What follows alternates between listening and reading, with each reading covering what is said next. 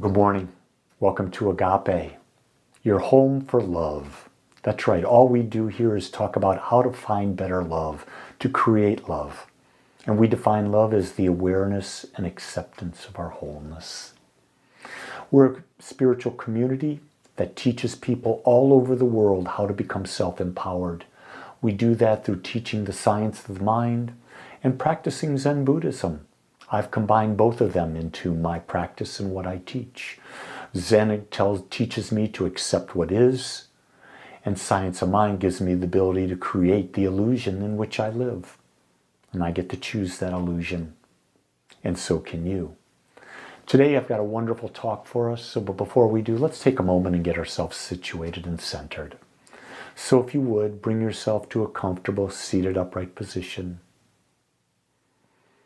Gently close your eyes and bring your awareness to your breath. Just taking a long, slow, deep breath in through your nose. And now fully exhale through your mouth. Again, breathe in. And now breathe out. And one more time, breathe in and breathe out. Now I want you to begin to observe thoughts as they come into your mind. Just observe them. Don't hold on to them. Don't analyze them. Don't desire them. Don't push them away. Just let them move through. You're taking back your power. So what I want you to visualize right now is that in a few moments I'm going to be doing a talk. And as I'm doing that talk, words that I speak, energy of the words that I speak are going to enter in through you. Come in through your eyes and your ears. And I want you to be able to hear, feel, sense, and witness them to see which ones resonate with you that will allow you to step into a greater expression of love in your own life. And by being the observer of your thoughts, it means you're open to new possibilities. You're not attached to the old. So you're letting go of your attachment to hear anew, to feel anew, to become anew. And so an intention has been created. It's been implanted in the subconscious mind. It is now who you are. And so with that awareness, bring your back to this time, this place, and this day. Open your eyes. Put a smile on your face. Well, today, I want to talk about resistance. That's right, what we resist in life. And my talk title is, Your Resistance, It's Your Teacher. You see, the moment you resist life, you separate from it. The moment you allow life, you merge with it. You see, when you resist something, you're pushing it away. And when you're pushing it away, you're saying, I'm not a part of it. But the fact of the matter is, you are a part of life. What is happening, you're witnessing. You're a part of it. So you can't fight life, what's happening. You allow it to happen. You fully experience it. You allow it to move through you. And you're in harmony with life. You see, resistance is that tension. It's that pushback. It's that inner recoil that we feel when life doesn't go the way we want. When someone triggers us by not doing what we want. When a plan fails, it doesn't go the way we want. When the truth gets too close, that we're not the body and the mind and the ego and our feelings, but we're the observer. Our mind doesn't like that idea. Our mind doesn't like that idea one bit. that we're just the observer. It thinks we're the body. It thinks we're the sensations. It thinks we're the thoughts. And when things aren't going the way our mind wants them to go, we resist that. And we resist that, we stop the energy flowing through us. We stop life energy flowing through us. We get blockages. Those blockages then lead to physical discomfort, eventually disease, or emotional discomfort, emotional disease in the body. It's all because of resistance. Resistance is not your enemy. Frankly, it's very simple. It's your teacher. So let's explore this to discover what is real resistance. Resistance, it's an energetic contraction in the presence of what as life is. In other words, life, something happens in front of you. A car's going slow. You're resisting that the car is going slow, and therefore you get yourself all upset. You can't change that the car in front of you is going slow. It just is. Resistance is, oh my God, the light turned red. Oh, damn, the light turned red. Well, the fact of the matter is, the light turned red. To resist it is absolutely fruitless. The light turned red. You're married with 4 children. Guess what? You're married with 4 children. You can't change that. You are married with 4 children. You accept it as it is. You may say, I'm married, I can't have children. Well, if you resist that, you're going to have a lot of tension and a lot of stress. You have to accept what life is. Resistance is also a signal, a real clear signal that the ego feels threatened. You see, the ego has likes and dislikes.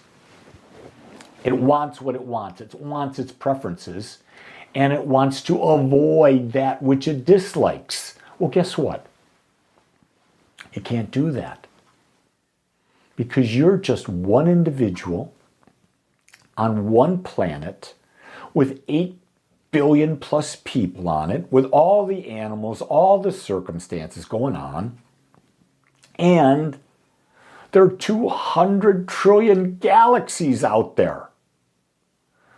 Your ego thinks that everything has to go the way it wants, and the moment that's right in front of you is a result of all the moments that have ever happened before. Think about that. And you're trying to control life? You see, the ego, it's not bad to have an ego, but you have to be the master of that ego. You have to be the one that empowers that ego and tells it what it can do or do, and you're the master. You see, resistance is the doorway to awareness. Yeah, it tells us where we're messing up. And when we understand where we're messing up, oh my God, now we can change our perspective. And when we change our perspective, we change everything. Resistance will show up as tension. It'll show up as avoidance, control, defensiveness. It's not about the outside world. It's the inner belief that something shouldn't be the way it is. And that belief is the root of all of our suffering. Think about this. What are you avoiding? Who are you avoiding? And why would you avoid anything? Because you're resisting it. Why is it people try to control everything? You know who you are out there. You know who you're married to or not married to. You're either very controlling, or you're being controlled, or you're trying to control someone else. And control says you're resisting what is. And I love the one about defensiveness. You should never have to defend yourself. Just be your authentic self. I know people don't like it when I say I never apologize. There's no need to apologize. Well, you hurt my feelings. Well, no, I didn't really hurt your feelings. You interpreted what I said in a way that hurt your feelings. I simply offered you my opinion. And that's all I have is an opinion. If you can't accept that, well, that means your ego's in control. And when your ego's in control, you're going to suffer. I know, because when my ego's in control, I suffer. So, resistance says, life should match my idea of how things should be. You know what I'm talking about. Think about your life. Think about all the things. My partner should be doing this. My children should be doing this. My community should be doing this. The government should be doing this. And my expectations is all that matters for everyone around me. Awareness says, life is what it is. Now what? I really think that if you could master this last statement, life is what it is. Now what? What are you doing there? You're accepting the way life is. And you can't do anything else. You can't change it. Because no one's ever changed what is. What is already happened. You can't change something that's already happened. The only thing you can do is you can fight it, which is stupid. Just stupid because you can't fight it because it's already happened. But you can't accept it. You can not resist it. You accept it happened, and then you ask the question. 2 words. Now what? I didn't say ask the question, why did it happen? That is a useless question. Absolutely useless question.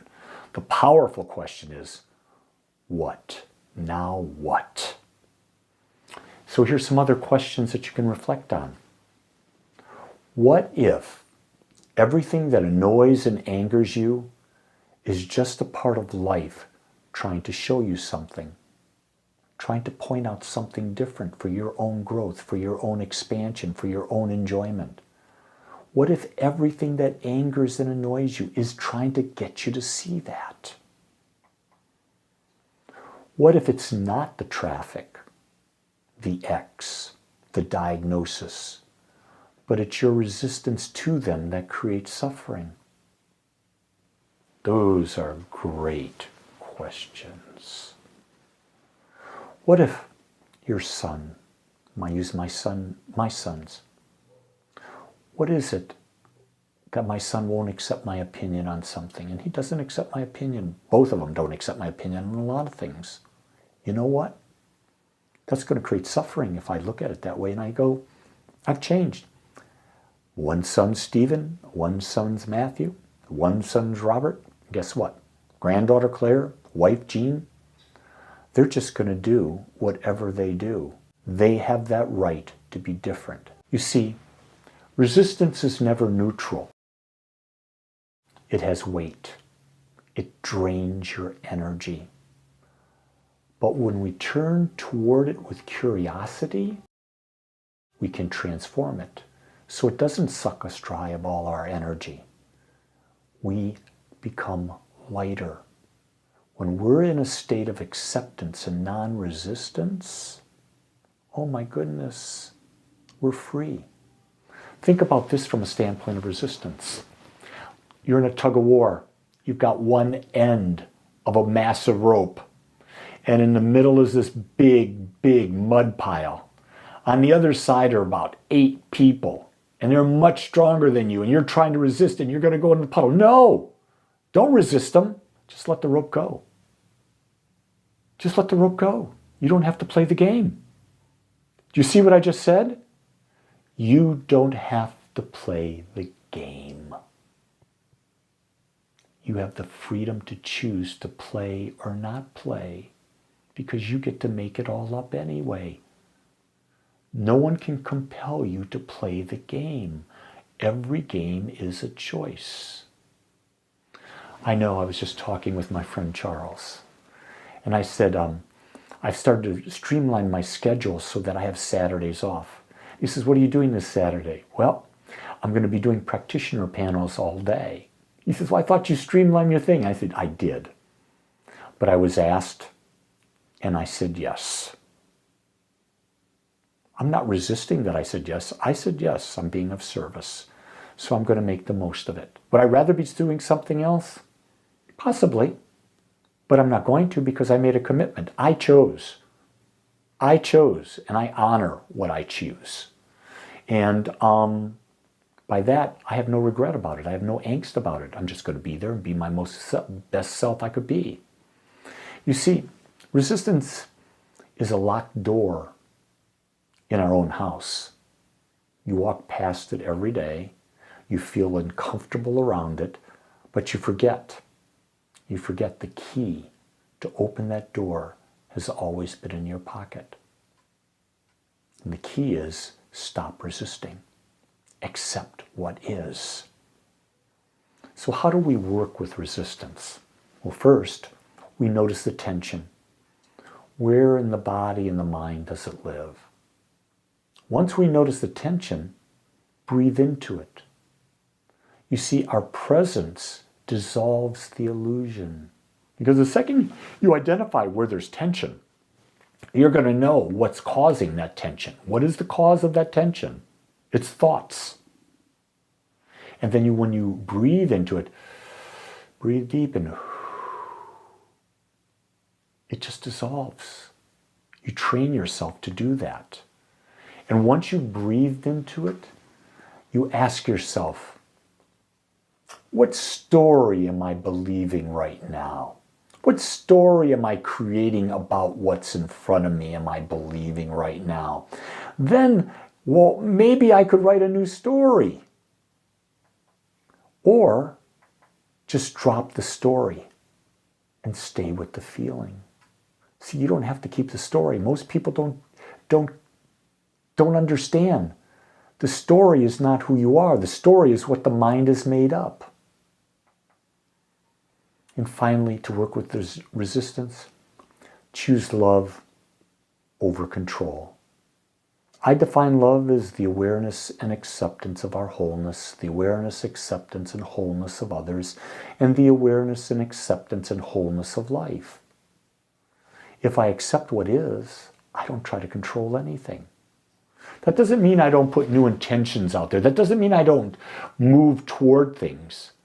But I accept everything on the journey as it is, and that takes all the resistance out, which takes out all the suffering, which makes the journey so much easier. You see, we don't force resistance away. We outgrow it with our awareness. So spiritual practice is the way I deal with everything. With this, spiritual practice is to say, thank you, teacher. Show me what I'm clinging to. Resistance comes up. Thank you, teacher. Show me what I'm clinging on to. Here's another great spiritual practice. Sit with it. Don't flinch. Don't run. Sit with it. Feel it. Understand it. Let it go. And then, in the discomfort, let your breath meet the discomfort. Breathe into it. And let your soul expand through it. Let your awareness grow as you realize that you're not that. So I thought I'd put in some affirmations this week that you could use this week that'll help you reprogram your mind with respect to resistance. The first one is, I meet my resistance with compassion and courage. Really feel that. I meet my resistance. You're honoring that you have resistance, but how you're meeting it, you're accepting it, you're understanding it, and you're facing it even though it may feel bad. The second one is, I allow my life to be what it is, and I remain free. Because when you allow your life to be, you accept what is, you are free. Because you're not trying to fight against anything. I trust that every trigger is a path to truth. Anytime something's triggering you, it's telling you something you've not accepted. It's a preference that's still out there that you haven't neutralized. And finally, I am no longer a prisoner of preference. I think doing these affirmations, just like they're written, you'll find after a week if you do them, you'll have a different perspective. You'll start to change the mental makeup of how you think. You find that as we continue on our journey, we understand that the path to freedom, it's not outside of us. It lies exactly where we resist looking. That's why resistance is the perfect teacher. It has no agenda. It simply shows us where we're still asleep. And finally, what I've come to understand is that when resistance ends, peace begins. And I truly believe that peace is our inner state. Peace is the divinity expressing perfectly through us in perfect balance. So why not today? Why not today bring peace into your life by being a practicer of non-resistance? We're simply accepting what is and asking, now what? I want to thank you for joining me today. If you like this message, share it. Give me a like, give me a comment on whatever platform. Please, I love to hear from you. Also, sign up for go to agapespiritualcenter.com and sign up for my daily thought. And you'll get our Agape newsletter once a week so you can plug in with all the things that we're offering, and almost everything's offered online. And so go to that agapespiritualcenter.com. You can sign up for the thing, look at the calendar. While you're there, hit the giving tab, make a donation. Become an automated giver and support this work. Your gift is the reason we can give this gift to others. And we love and are grateful for all that you give, because in doing so, we understand that you value the message that's brought to you. You value the daily meditations. You value the daily thoughts. You value the community gatherings. You value the classes. Be a giver. Don't resist it. Your heart knows if you need to give, and you need to give because you've received. It's a simple thing. If you've received something, give something. And with that, I give you all the love that I have, knowing that you are now a person of acceptance and a person of love. Until next time, much love